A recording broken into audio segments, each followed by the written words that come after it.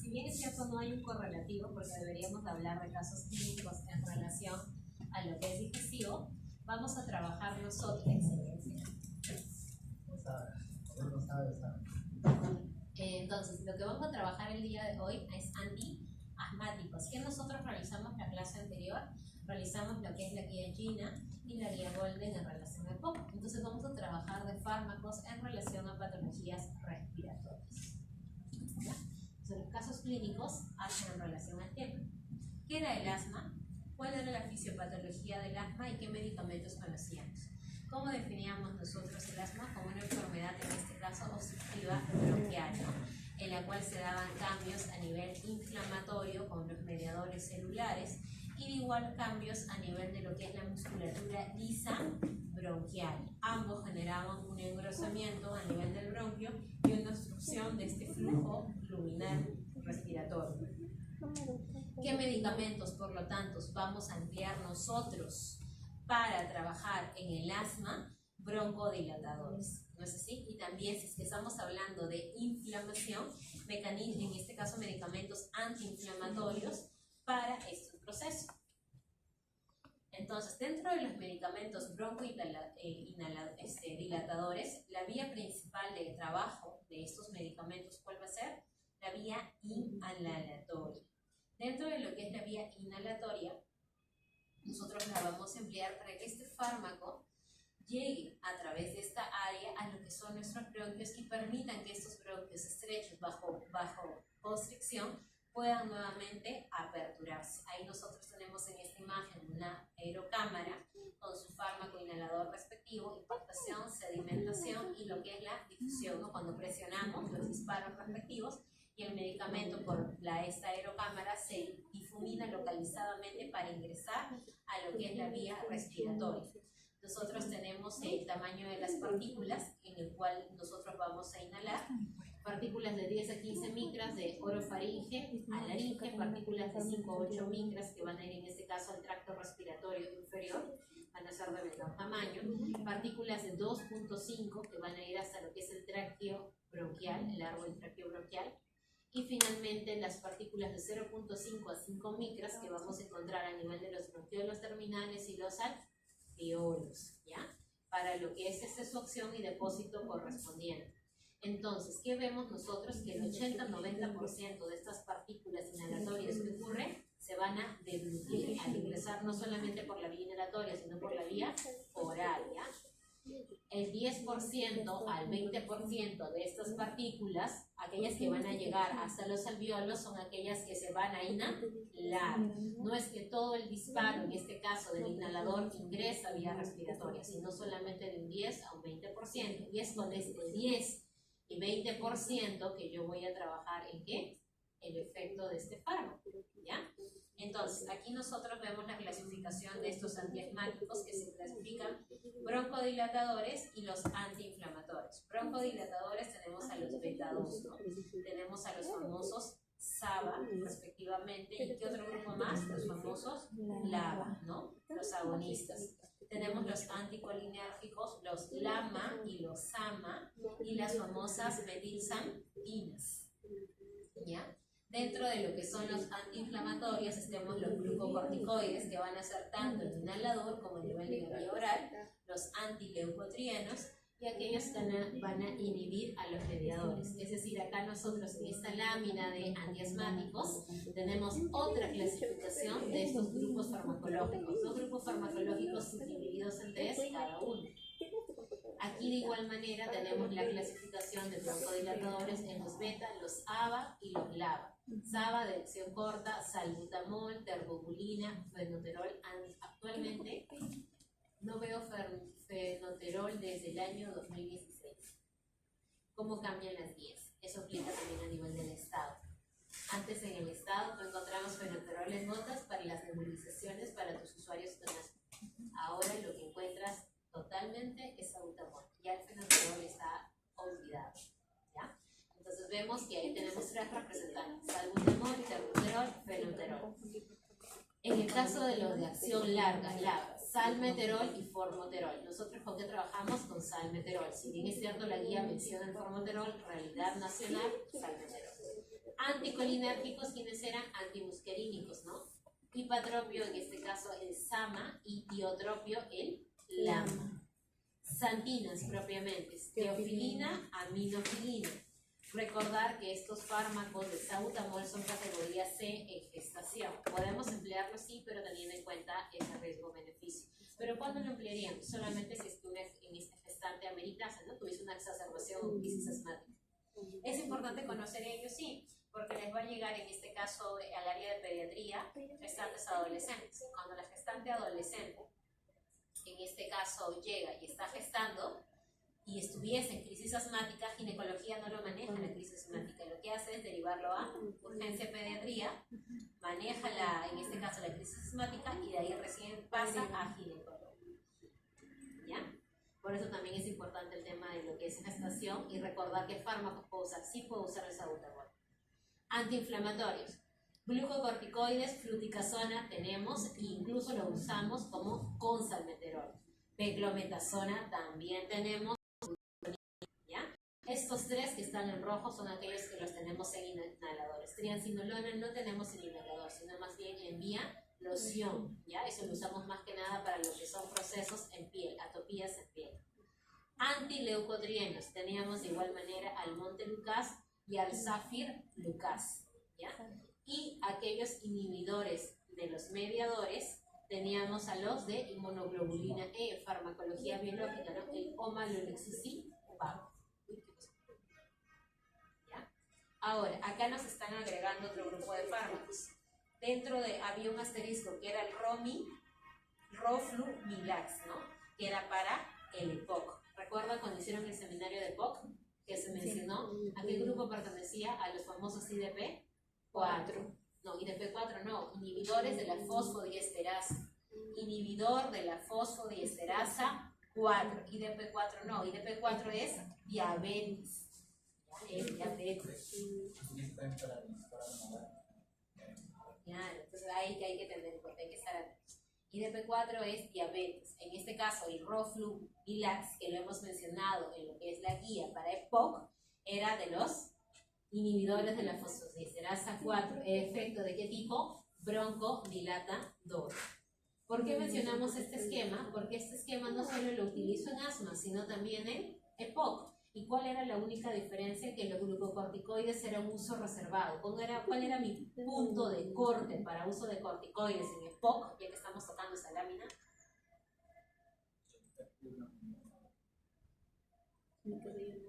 Aparte de la espirometría, suponiendo el caso que no tenga espirometría. Nuestro criterio para usar corticoides inhalatorios en EPOC es más que nada eosinófilos mayor o igual a 300 de tener laboratorio y mayor o igual a 2 exacerbaciones moderadas o ingreso o mayor o igual a un ingreso hospitalario. Había uso de corticoides, pero en casos específicos, puntuales. No era un esquema, por decirlo así, de inhalador habitual. ¿A diferencia de quién? El asma. Ahora, dentro de los broncodilatadores, acá nosotros tenemos, volvemos a recalcar lo que se hizo en clase, los SABA y los LAMA, agonistas B2, salbutamol, terbulina y LABA, salmeterol, formoterol. Por eso es que ahí te ponen salmeterol, fluticasona, porque tenemos esta mezcla. Eso lo tenemos tanto en MINSA y en Exsalud, son el 2 en 1. Y nos utiliza, se va bastante bien para mantenimiento de usuarios. Ya si eso no te funciona, lo mandas al neumático. Pero sí, nos ayuda un montón. Entonces, estos fármacos nosotros los tenemos tanto para uso de inhalador como para nebulización. En nebulización la presentación son en gotas porque se diluye con ¿qué? Con cloruro de sodio. Eso se coloca en la máquina nebulizadora y comienza a actuar, ¿no? ¿Cuánto en este caso es el tiempo de vida media del salbutamol? De 4 a 6 horas y terbulina 8 horas. En el caso del LABA 12 horas, por eso la ventaja, ¿ya? La ventaja de larga acción. Y formoterol también 12 horas, ¿ya? De igual manera el metabolismo, ¿ya? A nivel de lo que es intestinal, a nivel también hepático, se absorbe el 10% a través de la vía digestiva y la eliminación propiamente es renal. Ahora, acá de igual manera vemos el mecanismo de acción en relación a los targets, los receptores beta 2 son agonistas, y actúan a nivel de lo que es el epitelio bronquial. ¿Para qué? Mejorar lo que es la hiperactividad bronquial, disminuye lo que es la secreción, relajación en este caso de lo que es la musculatura. Acá tenemos parte de lo que es la tiagina, en la cual nos habla acerca del uso de los beta-2 agonistas. ¿Cuál es la ventaja? Que lo podemos usar para las exacerbaciones de síntomas respiratorios, y de igual forma nosotros vemos que estos fármacos pueden utilizarse en dosis bajas con los glucocorticoides inhalatorios como tratamiento de primera línea en el STEP 2. De igual manera en el STEP 3 y a partir del STEP 4, esta unión LABA más corticoide inhalado pasa a dosis de baja a moderada. Los anticolinérgicos actuaban en qué tipo de receptores? En los receptores muscarínicos, específicamente M1, M3. Hablábamos del tiotropio, que era LAMA, y el hipatropio, que era SAM. ¿Ya? Aquí están los antimuscarínicos, hipatropio y tiotropio. Tiotropio es LAMA. Hipatropio, su tiempo de vida media es de 2 horas, ¿ya? Y actúa en todos los receptores muscarínicos, mientras que el tiotropio tiene una vida media de 25 a 45 horas, es bastante prolongado, por eso también el tema es su ventaja. Y te actúa específicamente en M1 y en M3 receptores.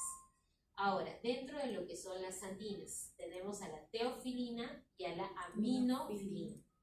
Teofilina, tiempo de vida media 12 horas, aminofilina 12 horas.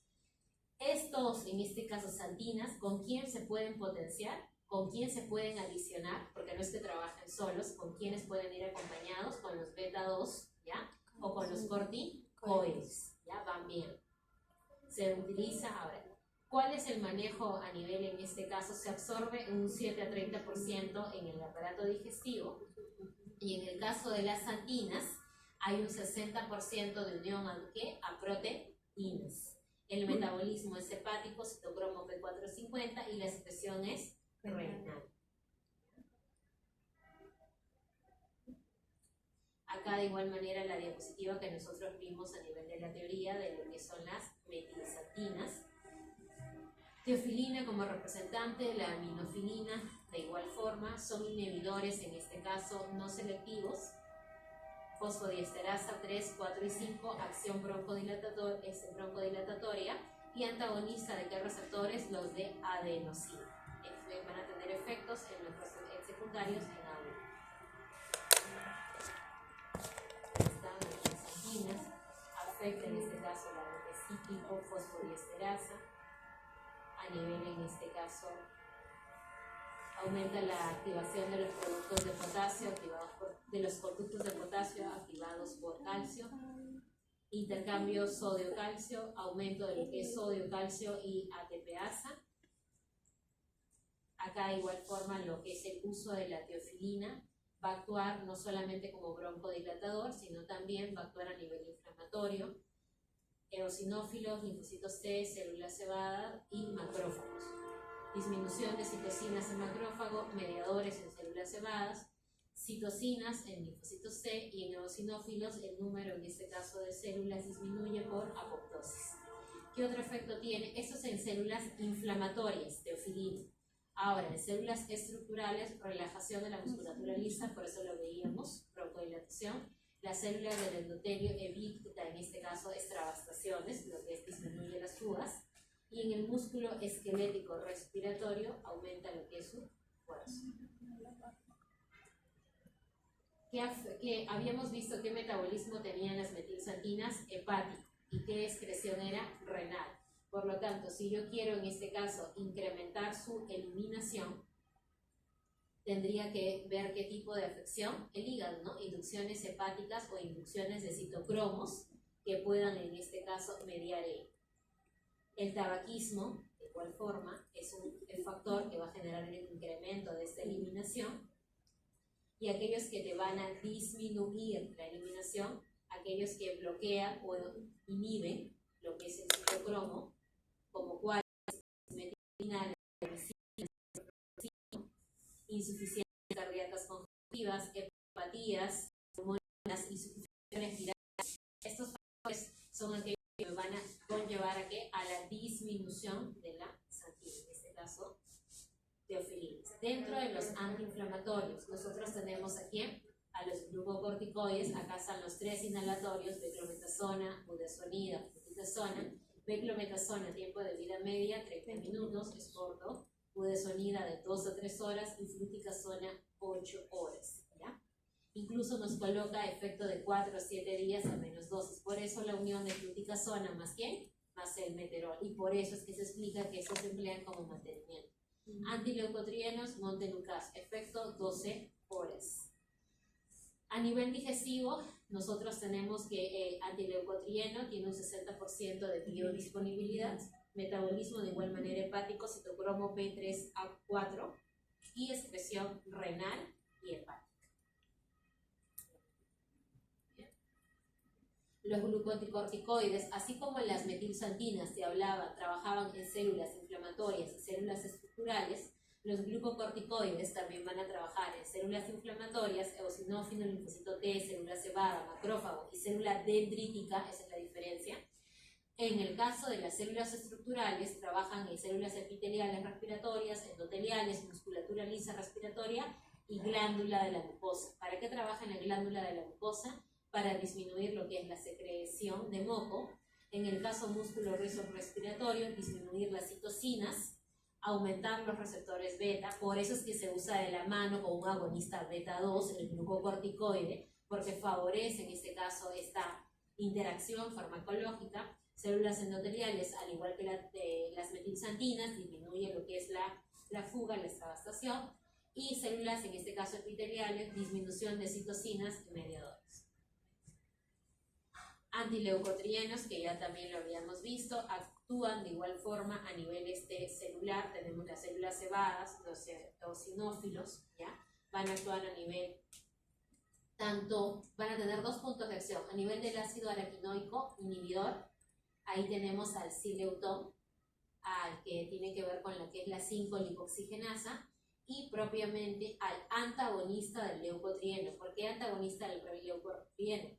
Porque va a actuar específicamente en estos receptores, ¿ya? Ahí está el montelukast y el pranlukast, ¿ya? Entonces, antileucotrieno sí tiene una clasificación, directamente leucotrieno y aquel inhibidor de la 5-LO, que es el sileutón. Si hablamos de receptores de leucotrienos, ¿dónde actúa? En exudación del plasma, secreción de moco, broncoconstricción y reclutamiento de eosinófilos.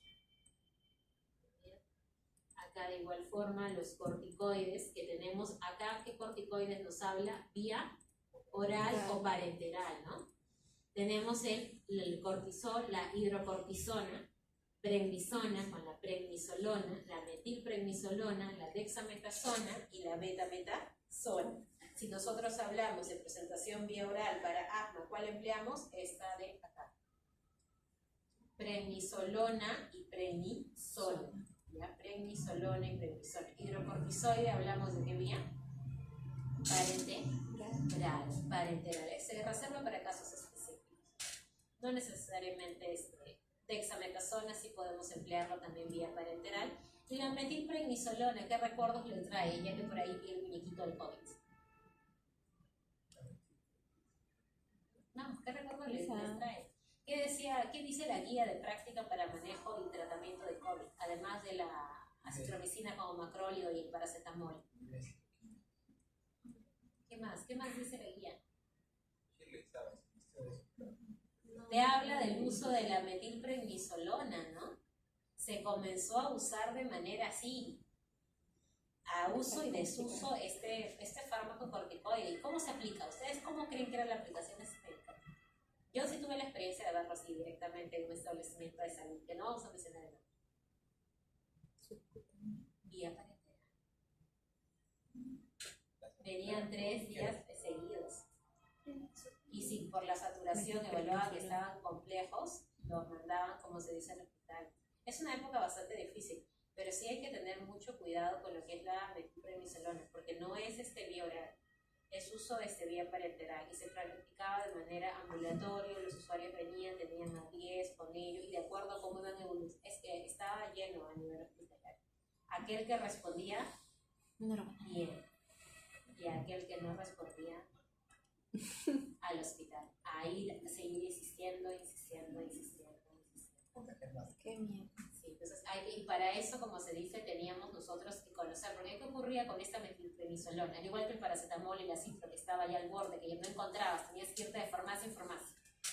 ¿Qué ocurría? ¿Qué creen que ocurría al ponerlo 3, 4, 5 días? Y más aún porque era para enterar.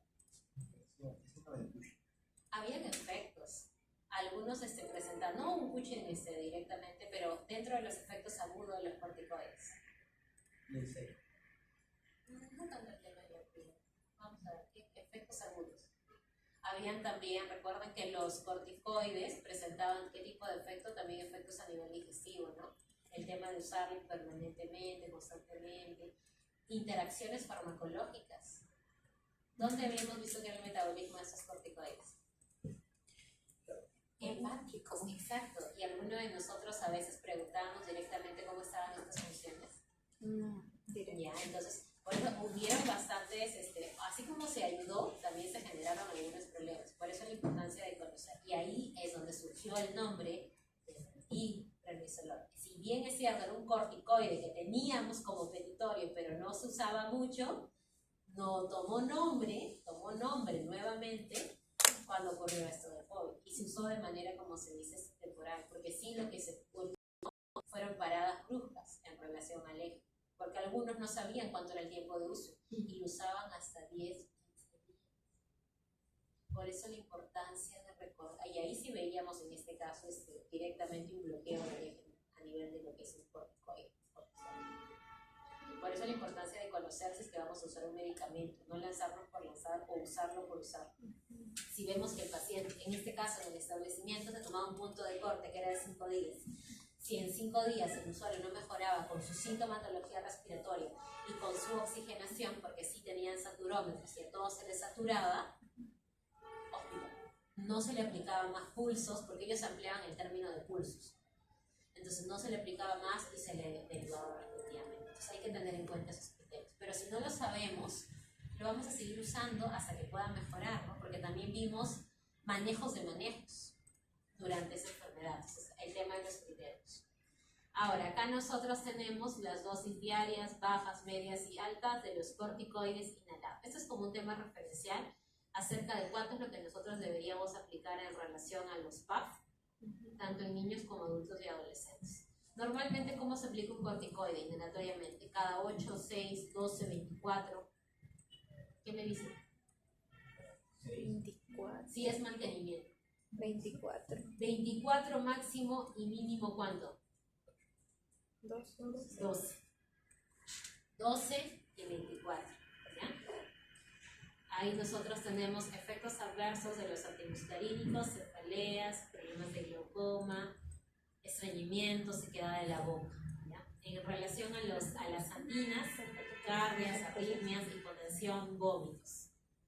Efectos adversos de los corticoides, candidiasis orofaringia, osteoporosis, infecciones, hipertensión, Cushing, trastornos de sueño, glaucoma, de los antileucotrienos, cefaleas, dolor abdominal, irritabilidad, Charles-Strauss, somnolencia. Entonces acá tenemos los efectos adversos de los 4 grupos farmacológicos que hemos visto. Porque el último, ¿cuál era?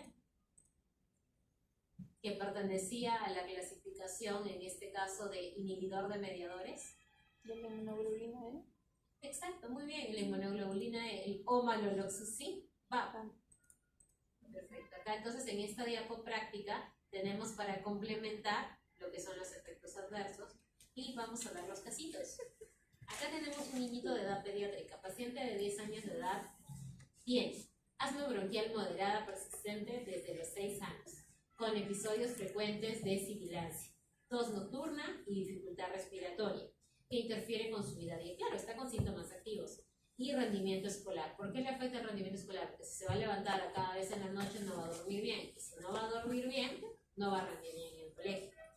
Tratamiento actual. Está con fluticasona 2 veces al día, salmeterol 2 veces al día, salbutamol condicional, montelukast, está con manteleucotrieno, una vez al día, cromoglicato también. Está también con este medicamento 2 veces al día. Ese casito sí está curiosito, muy bien. Pesa 25 kilos, talla 130. Acá te ponen los percentiles para que identifiquen si está o no de acuerdo a su edad. De 10 años, su peso y su talla. Recuerdan las gráficas universales de la Organización Mundial de la Salud. Ya, los más vivimos y vemos si está o no. ¿Por qué? Porque los niñitos asmáticos, si no duermen bien, ¿qué más llevan? Además del rendimiento escolar. Ya, fisiología. ¿Qué se libera de manera pulsátil? En las noches. ¿Por qué les dicen a los niños que deben de dormir temprano? Por ahí lo escucho. Exacto. Por eso en la edad pediátrica, la infancia, es importante que los niños se les forme la rutina de sueño. Mientras más tarde duerman, 11, 12 de la noche, menor pulsación van a tener.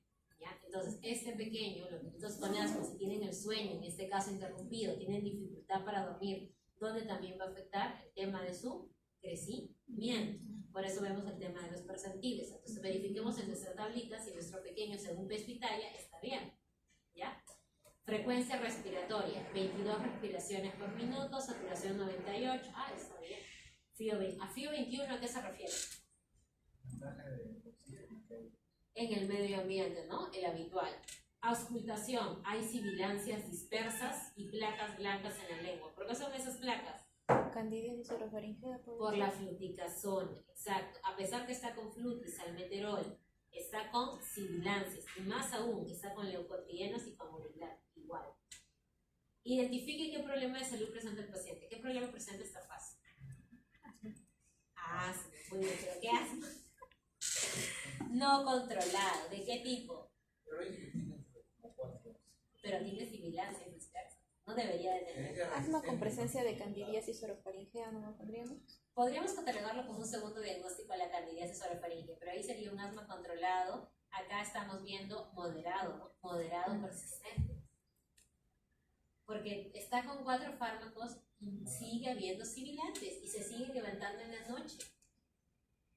A pesar que tiene una saturación de 98. Eso es lo que no cuadra. Eso es lo que no cuadra. El pequeño está con saturación de 98, sin embargo, tiene dificultad para respirar. Bueno, vamos a ver. Y eso pasa, sí pasa, porque genera una resistencia por lo mismo que se van adaptando a trabajar con esas cantidades bajas. Relaciones, pero igual, ese 98 no. No puede. Pero bueno, relaciona el problema de salud con los medicamentos administrados y describa su mecanismo de acción. Medicamento acinoglucocorticoides. ¿Trabajaba dónde? Células estructurales y células mediadoras. Salmeterol, donde trabajaba beta-2 agonistas.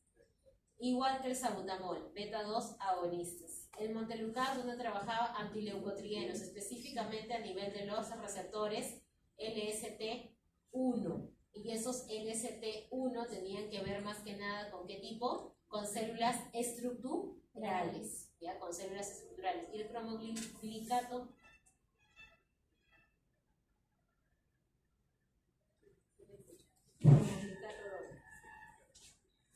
una de las láminas en la parte pequeñita, creo que estaba con asterisco, decía hazme cromoglicato.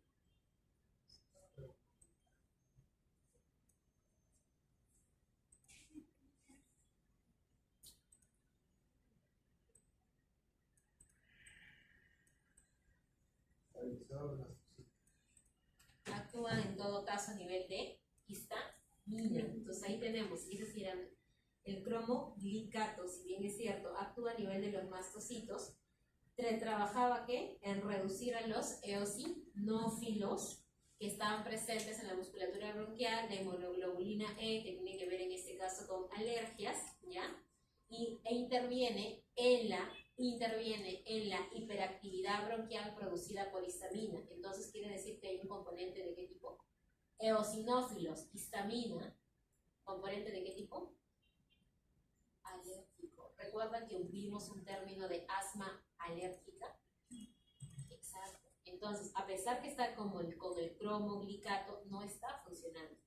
¿Qué creen que se tenga que hacer? Pero ya hemos mencionado el mecanismo de acción de cada uno de estos 4. No, 5. Ahí viene la parte final. ¿Qué recomendamos? Identificar al alergeno. Ya, muy aparte de identificar al alergeno, ¿nos arriesgaríamos a aumentar la fluticasona y salmeterol? Hay placas o nos blancas. arriesgaríamos a darle un corticoide oral. Yo lo digo por los, uno, por los sibilantes, y dos, porque tiene sibilancia nocturna, dificultad respiratoria en sus actividades de vida diaria, y esto le repercute en el colegio, porque no duerme bien. O me quedo como está, y le digo que solo que busque qué alérgeno es. No le puedo decir que solo busque qué alérgeno es, le tengo que, o bien le mejoro. ¿Qué nos decían los steps? Ella está entre un step 3 o 4, incluso hasta diría 4, porque no solamente está con tratamiento de primera línea, sino está con tratamiento alternativo. ¿Cuáles eran esos tratamientos alternativos? Montelukast y los cromoglicatos. Está con tratamiento específico más tratamiento alternativo. Entonces, ¿qué me decía mi step 4? Tanto en niños como en adultos, antes de pasar al 5, corticoide ¿de qué tipo? Oral. Pero tiene candidiasis. Tiene candidiasis sobre Fluconazol con eso. Porque el fluticasona que es... por el inhalador. Entonces ahí podemos manejarlo con una solución. es local, ¿no? Claro. El corticoide solamente le vamos a dar de manera oral. Ahí lo que nosotros tenemos que darle es un fármaco, una solución, para poder ver el tema de la candidiasis concomitantemente y darle este corticoide y evaluar la parte, en este caso alérgica, ¿no? Porque este pequeño, si bien es cierto, está con 2 alternativos, no está respondiendo. O lo otro que también podemos... ¿Se genera tolerancia al uso? ¿Tolerancia al salbutamol? ¿Te refieres a que si lo usas tanto ya no hace efecto? Yo tenía asma y si tú te echabas demasiado... A mí no me gustaban con eso, porque yo tenía la seguridad. Te echas mucho, vas a necesitar más para obtener el efecto de la nutrición. Y, o sea, como un niño se gustaba, ¿no? Pero no, quiero retirar. Sí. Pero es cierto que esta tolerancia se quiere aumentar la dosis eventualmente de los que no. El caso del salbutamol, su propio nombre lo dice, ¿no? Como es de acción corta, incluso si eso, en la crisis, por ejemplo, por emergencia, nosotros hemos visto cuál era el ciclo, era de 10 a 20 minutos emplear de 4 a 6 puffs. Exacto, es un montón, pero ¿qué habíamos visto inicialmente? De esto que se inhala, ¿cuánto literalmente ingresa a nivel alveolar? De un 10 a un 20%. ¿Lo demás qué pasaba? Por eso la aplicación de emplear 4 a 6 puffs. Porque en teoría no es que esos 100 que liberas van a ingresar, sino va a ingresar en este caso de esos 100, 20. Y si son por 4, recién van a entrar en 4 puffs continuos, 80. ¿Ya? No, eso en el caso de lo que son los pequeños, sí, no hay un tema de tolerancia. No, y es entendible. Yo no hago semejante, pero sí con mi pequeño el tema de alergias trato de, porque él también me hace preocupar. Y es pesado, he tenido que entrar y cuando vas al área de urgencia, con él hemos usado prednisolona en la urgencia, salbutamol, bromuro de hipatropio, la nebulización con ellos, te empleó todo el kit, porque llegó a 89. Él me saturó 89. Y parecía que estaba normal, pero sí se estaba con sus pequeños tiradas. Entonces se quedó sus 3 horas y sí se empleó todo el protocolo. Y es efectivo, porque mejoró, salió con un 94. Bastante bien. Pero no tiene que ver, y se les hacen los ciclos, y sí funciona.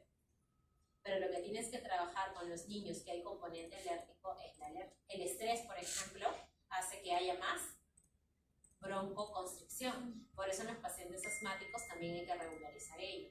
El tema de los alimentos, ¿no? Alimentos que sean conservados, chocolates, igual los llena de mayor mucosidad. Entonces tenemos que vigilar también ese tema. Entonces ahí tenemos el caso 1. ¿Qué recomendación? Al menos por el nivel de step que está, agregaríamos un corticoide oral. ¿Y qué más le pediríamos?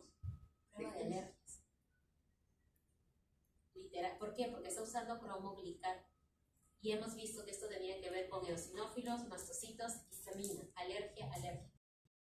Podríamos ver el test, un hemograma con lo que es la prueba de eosinófilos, literalmente pedirle dosaje de inmunoglobulina E. ¿Con qué finalidad? De evaluar qué usó.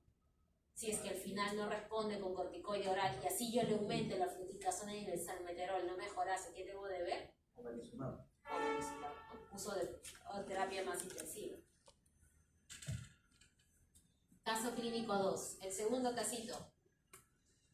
28 años, sexo femenino, es decir, etapa vida joven. Asma bronquial desde la infancia, con episodios de exacerbaciones episódicas controladas con inhalador de rescate. Es decir, de lo que antes empleaba su inhalador de mantenimiento, ahora solamente lleva consigo su salbutamol, nada más. Y si lo necesita, se lo pone. Punto. No presenta comorbilidades. Acude a emergencia por presentar dificultad respiratoria, tos persistente, presión de pecho y oraciones incompletas. ¿Qué quiere decir? Que no puede hablar, ¿no? La dificultad respiratoria es marcada. ¿Qué quiere decir esto? Que el salbutamol de rescate que tenía en el bolsillo, ¿qué pasó? Ya no dio abasto. Algo le desencadenó este cierre notorio. Familiar refiere que además ha estado experimentando un aumento de la frecuencia y severidad en las últimas 2 semanas, empeorando notablemente en las últimas 24 horas. Entonces, antes que ingrese en urgencia, ella ha estado ya con síntomas respiratorios irregulares y probablemente usando el inhalador, pero igual ha considerado que sí puede, que sí se maneja. Sin embargo, no. Presión arterial 110/70, frecuencia cardíaca 105, leve taquicardia, respiratoria 28, 37, ella sí está saturando 91, ¿ya? ¿A qué? A FIO 21, o sea, casi tenemos que hay una baja en lo que es la saturación de oxígeno, taquimia, tirajes intercostales, auscultaciones de sibilancias difusas, estertores, o sea, sí hay un compromiso respiratorio, prolongación de la respiración, crisis asmática aguda y severa. ¿Qué vamos a hacer con ella? Manejo de urgencias, manejo de exacerbación, lo que les comenté de que se aplicó a mi menor, ¿no? Ese es el manejo que nosotros aplicamos con ella. ¿Qué tratamiento recomienda en este caso? Según la guía GINA, manejo de exacerbación de crisis. ¿Y cuál es la guía GINA de manejo de exacerbación de crisis? Un corticoide vía oral, que en este caso es la prednisolona. ¿Qué más? El SABA, en nebulización, ¿qué más? El SAMA también, ¿no? El SAMA, el bromuro de hipatropio, ¿ya? ¿Y qué otro más? Ya, esos 3. Describa el target de cada uno. ¿Cuál era del bromuro de hipatropio? Actúan los receptores muscarínicos, el del SABA, por ciclo de 1 hora cada 20 minutos, agonistas beta 2, y el de la prednisolona, glucocorticoide, ¿no? A nivel de los corticoides, manejo inflamatorio. ¿Qué efectos adversos podría presentaría? A ver, cuando hablamos de prednisolona, lo toma vía oral. Así que decir que va a tener un efecto adverso por esa toma, difícil, ¿no? Que se le vaya a bloquear el eje, no. A lo mucho tendrá que un poquito de acidez epigastral, por lo que lo está tomando. Pero, bromuro de hipatropio, ¿qué otro factor? No, tiene 28 años, no tiene glaucoma, así que no puede ser que tenga un poco de cefalea o mareo. ¿Quién de estos 3 fármacos que ella usa le generaría más efecto adverso? De estos 3. De prednisolona. Si no hay prednisolona, le damos prednisona. Pero del corticoide, del SAMA y del SABA, ¿cuál de estos 3 le generaría más efecto adverso? Muy bien, más que por las taquicardias, por el ciclo continuo de uso. Porque sea en inhalador o en nebulización, se le van a hacer ciclos, en este caso, cada 20 minutos. Por 1 hora completa, o sea, va a haber mayor exposición de ella a este fármaco, mientras que el bromuro se va a aplicar, como se dice, en el intervalo, y habíamos visto que en el bromuro su tiempo también era largo, ¿no? Entonces, ahí sí iba a pasar lo que su compañero acaba de decir, las taquicardias. Por eso es que en la urgencia pediátrica, cuando les hacen el ciclo del salbutamol, que es lo que las mamás dicen al pediatra y se asustan, porque es normal, por eso hay que explicar al paciente completo que le dice.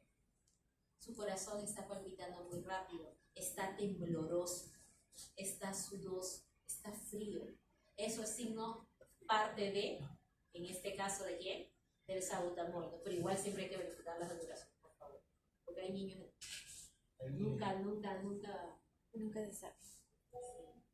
Y ya está. Eso sí. ¿Eso Ya no somos nosotros, pero ahora hay que colocar. Y ahora nos escucha ustedes analizando el caso de la serie.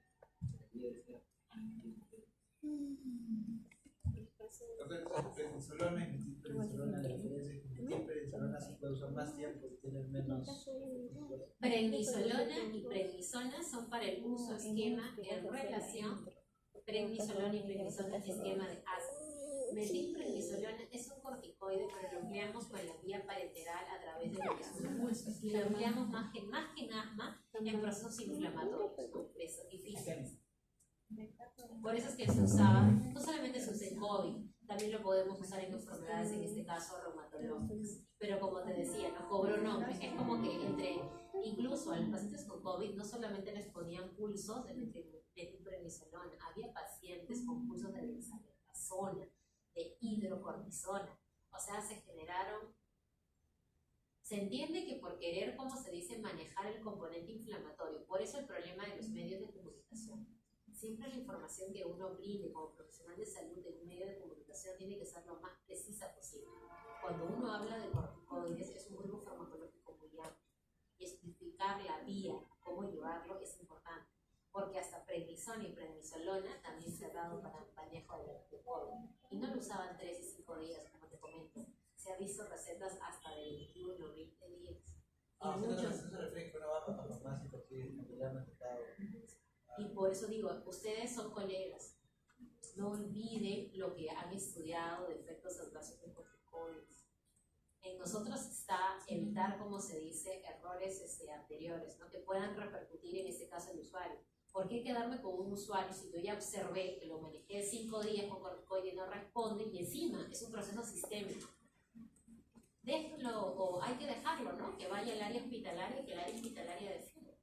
No queramos manejar algo que no es para consulta externa, no es para atención a domicilio, porque no voy a tener los insumos necesarios y voy a generar más bien riesgo de complicaciones. Esa es la referencia. Doctora, para poder unir un poco la información, cuando uno ya broncodilatadores, los más prioritarios son los SABA o los LAMA, de ahí se comunican con los anticolinantes. En el caso de los antiinflamatorios, primero se utiliza utilizar un inhalado, que es la fluticasona, ¿no? Ajá. Es la de primera opción. Sí, de ahí viene lo que es la budesonida o beclometasona. Claro, pero son inhalados. También, los 3 son inhalatorios. Cuando uno ya está en una etapa 4 y se tiene que usar ahí lo que le agregas es vía oral. Vía oral, pero ¿cuál sería la opción de primera? Vía oral, prednisona o prednisolona. ¿Vienen juntos o es como...? No, son 2 fármacos separados. ¿Cuál sería el más prioritario? El prioritario que le puedes dar es la prednisolona. ¿Por qué? Por su efectividad a diferencia de lo que es la prednisolona. Ahí viene lo que es el tema de su eficacia. Y en temas de antibiopatía, ¿no tienes que usarlo como complemento? Terapias alternativas. Claro. Ojo, el STEP de Gina te dice corticoides más, en este caso los LABA, te habla también de quién, de los SAMA y de los LAMA, y te habla de los corticoides vía oral. Y como último step, que es el 5, te habla en este caso del omalizumab, que es el de inmunoglobulina E. Y debajo de esas escaleras, ¿qué te ponen? Tratamientos alternativos. ¿A partir de qué step? Del step 2, 3, 4 y 5. Y dentro de esos tratamientos alternativos, ¿quiénes están ahí? Metilsatinas, antileucotrienos y uno más, que es el que habíamos visto, los cromoglicatos. Esos 3, que son en este caso tratamientos alternativos, pueden usarse junto un antileucotrieno con un inhalador glucocorticoide, más en este caso un salmeterol, más un corticoide vía oral, es válido, sí pueden emplearse. Es como el caso 1 que hemos visto, que el paciente estaba con un antileucotrieno, estaba con un cromoglicato, estaba también con un ¿quién? Con un corticoide inhalado, más lo que era un LABA propiamente, y encima estaba también con un SABA, ¿no? Con uno de rescate. Su nombre por eso es tratamiento alternativo. ¿Puedo adicionarlos al esquema base? Sí puedo. ¿Solos o acompañados con otro alternativo? También. No hay problema. Pero recuerden, ellos son del grupo tratamiento alternativo. Un representativo del SABA sería salbutamol, el LABA, salmeterol, el diotropio vendría a ser LAMA, el hipatropio vendría a ser SABA. Muy bien. Ajá. Y la teofilina y las metilsantinas, Y en antileucotrieno recuerden que se deciden 2, el que actúa a nivel de la 5 ciclooxigenasa, que es el NEU, y el que actúa directamente en el receptor de leucotrienos. Ahí está Montelukast y Praslucast. El receptor era el LST1.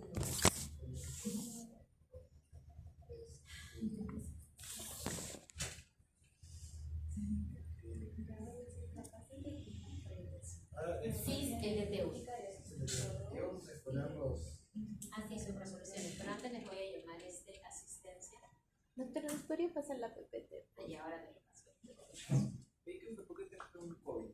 ¿Qué te trajo el COVID de la universidad? Después de la medicina.